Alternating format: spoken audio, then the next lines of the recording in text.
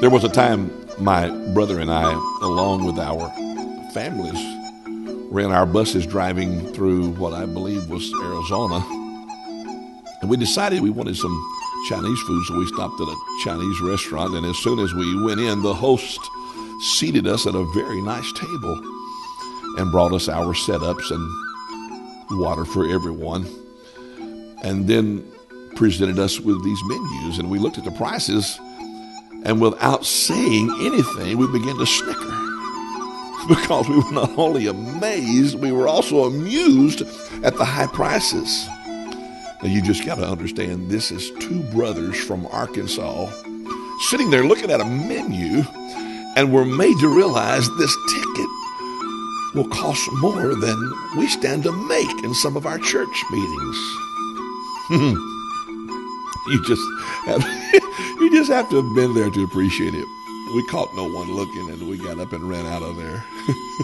It's funny now, but it was funnier then. And I hope they're not waiting for us to come back.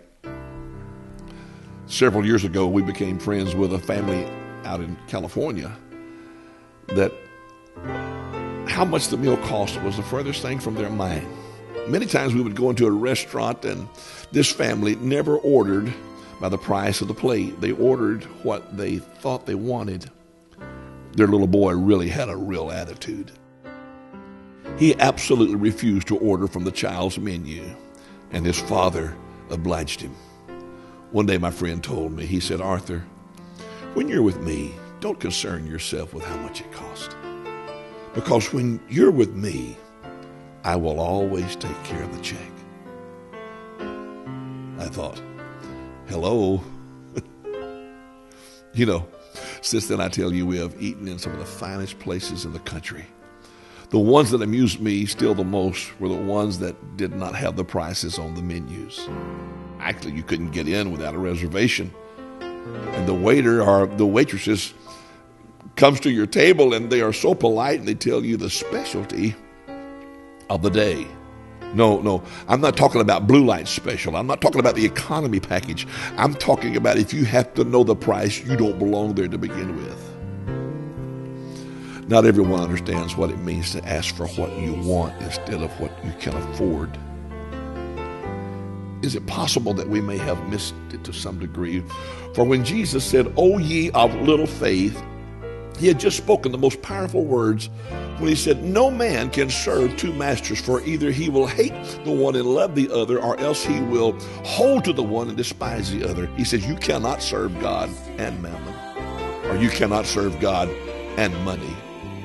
So you see, it's not the price on the menu that determines what we order. Actually, it's what is in our pockets. We are not servants to the menu, but we are servants to what's in the bag.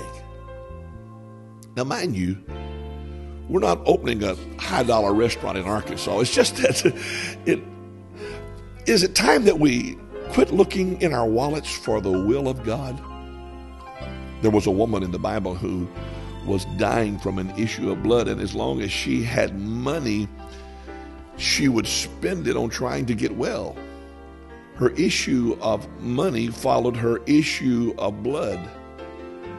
As long as her money was following her problem only became bigger, and she continued to die.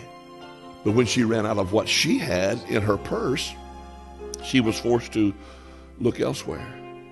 And the Bible says it was when she looked inside and said within herself, "If I can just touch the hem of his garment, I shall be made whole." There was something greater on the inside of her than what was in her purse.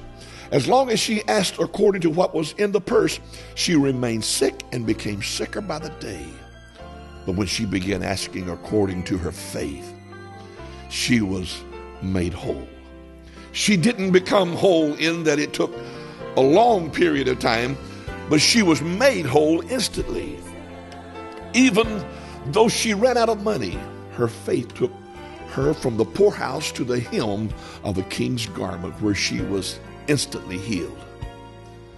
As long as the prodigal son kept his faith in his money that the father had given to him, he continued to lose even what he had. However, the moment he came to himself and said, how many of my father's servants have bread enough to spare, and I'm perishing with hunger? I'm being wiped out here while my father's servants have plenty. I'm dying here in this hog pen serving these pigs. But those who are serving the Father have more than enough. Ladies and gentlemen, it's not what's in the bag that produces the things of God. It's the gift of God. When Jesus would heal someone or perform a miracle, he didn't do it according to their money. But time and time again, we hear Jesus saying, according to your faith, be it unto you. I'm talking to someone right now when there was a time in your life when you had more money than you have today. But today, money has ran out. Issues placed demands on what you had. Just like the woman with the issue of blood. The blood ran out, so did her money. Her money, her issue of money, followed the issue of blood. Can I just say this? You may have ran out of money, but you will never see the day you will ever run out of faith. Jesus said, if you have faith as a grain of mustard seed, you shall say to this mountain, remove hence to yonder place, and it shall be removed, and nothing shall be impossible unto you. Now, don't go out and order the highest price thing on the menu, thinking that someone else is going to come along and bail you out. For with that attitude, you're still operating too low. By faith, God desires you to increase to a level where 24 hours a day you're living and enjoying the abundant life by and through your own faith. This is Pastor Arthur Ward reminding you God has big plans for you.